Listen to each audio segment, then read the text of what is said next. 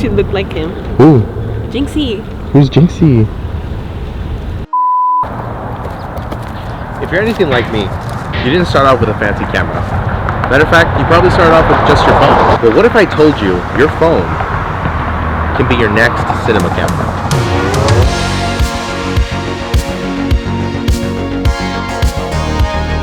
Hey guys, what's up? It's Rigo with Grizz Media, and today we are out here in the woods and we're going to be trying out the new Blackmagic app that just came out for the iPhone. I'm really excited to try this app out because it really converts your iPhone into a sort of really close to a cinema camera, and I'll be comparing it to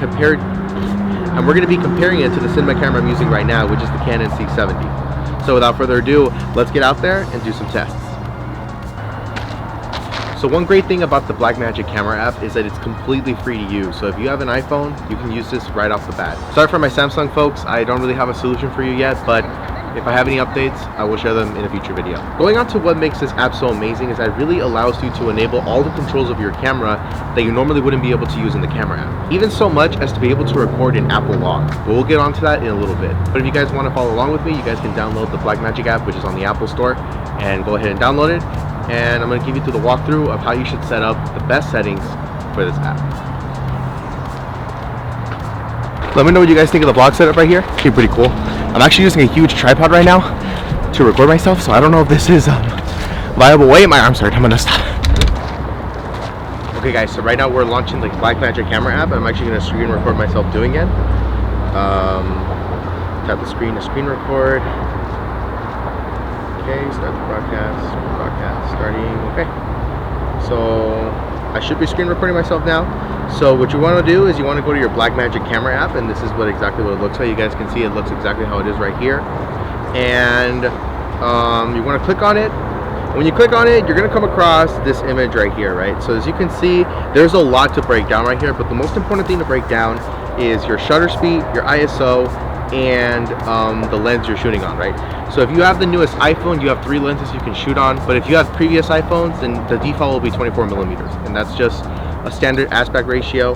And what you can do is you can actually go to your ISO.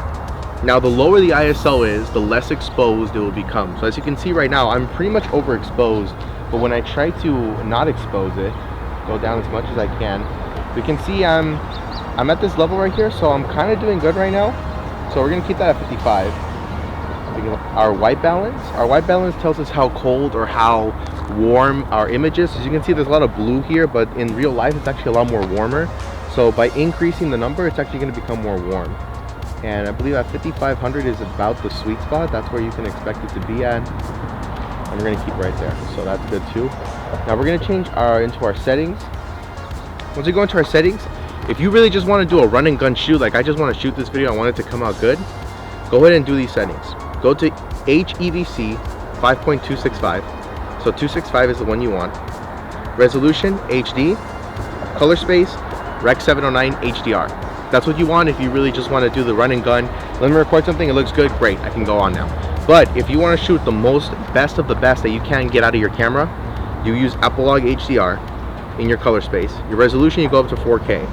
And in your codec, you're going to go to ProRes 422. Now what this is going to allow you to do is it's going to allow you to customize and use the most available information that the sensor has in the camera and be able to utilize it in editing. So we're going to go back to our original screen. As you can see now, we are once again overexposed, but what I'm actually going to do, so in this case, the very last thing that you want to change no matter what is your shutter speed. At this point, this is the very last thing that you want to do to expose correctly in your shot. If everything else has failed you, then this is the one thing that you want to press. And so now we can go to our shutter, and I think that 250, 500 is looking pretty good. Yeah, 500 is looking pretty good right there. So we're going to keep it locked right there. And now we should be ready to go. So this is the full capability of the iPhone. And now we're going to record 2 clips side by side, and you're going to tell me which one you think is which. So let's do it now.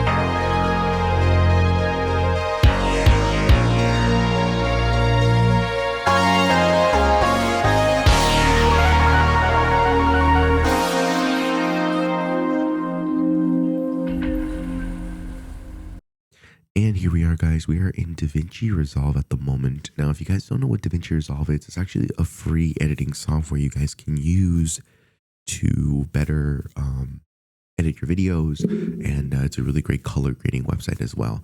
So if you want a really free option and really dive into video editing, this is a really great program, and it's supported on Mac and Windows. It's completely free, and I recommend that you guys use this as your daily editing project. So we're going to go ahead and grab these projects right now. We're going to grab these things. I believe it's just these ones that I'm going to grab. So I'm going to grab these. Yeah, this looks pretty good. We're going to grab this file right here. And here's a standard Apple log. This was shot on the iPhone. And as you can see, it looks pretty fine. Colors are pretty unsaturated. Everything looks kind of bland. And that's exactly what you can expect when you shoot in log on the iPhone. Now, when we go here to this color page right here, which is down right here, you're going to click on, you'll always be presented with this graph right here. Now, very simple. All you have to do is make this graph look like an S. So what I mean by that is you're going to grab the top part, raise it up a little bit, grab your bottom part, push it down a little bit. You can kind of see, and you can push it down as much as you want until you have your desired look. In my case, this actually already looks pretty good. You can see the color change and everything. And I think what I want to do is I'm just going to add a little bit more contrast. So to increase contrast, you're going to go to this page right here. This little knob right here which says Cont. Raise it up by a little bit. I think 1.05 is good enough. Can't really notice from there. And I think a saturation can go up a little bit as well. So I'm going to increase the saturation up by 10. So it'll go up to 60. And that's where you can change it. There wasn't too much stuff being noticed, so let me go ahead and just crank it up to, yeah, I think 75 is good. And if we look at this, you could see, I mean, that looks, as you can see before and after, I mean, there's a huge difference, right? This is how it looked like before we started editing, and just doing that minor adjustment, doing the S curve, increasing saturation, increasing contrast, this is what it looks like. And I think it looks pretty damn good. So this is kind of like what you can expect when you're shooting in that log profile for Apple. And it looks amazing. I mean, you tell me for yourself, what do you think of it? I think it looks beautiful. I think it looks great. Temperature wise, if your image is too cool or too warm, if you realize that it wasn't really accurate to what you shot in real life, you can also go right here to your tint, your temperature. Right here, you can either increase it to make it more blue, or you can increase it to make it more warm. So maybe it was more red, more yellow that day. And that's what you can do to increase that a little bit. And I think I want to do that for myself. It was a little bit warm that day, and I kind of like this yellow tint I'm getting. So yeah, this is kind of the perfect image for me. Hopefully that gave you guys a little bit of an insight. Hopefully that helps you guys a little bit in your editing journey. Once again, I will have Davinchi Resolve linked in the description so you can download it. It's the best editing website, and it's free. Were you able to figure them out? Was it difficult at some points? Because if it was, that just goes to show how far technology has come, especially when it comes to using an iPhone compared to a cinema camera like this. Sometimes it's irrelevant. If you guys enjoyed learning a little bit more about what your phone can do, if you guys want to see me do more films with the iPhone, with the Apple Log and the Blackmagic camera app, and want to see me do something with that, let me know in the comments below. But that about wraps it up for this video, guys. If you guys enjoyed watching this video, be sure to go ahead and give it a like. Make sure to hit the subscribe button and turn on post notifications. I'll see y'all in the next video. It's Rigo with Grizz Media signing off. Have a great day, guys.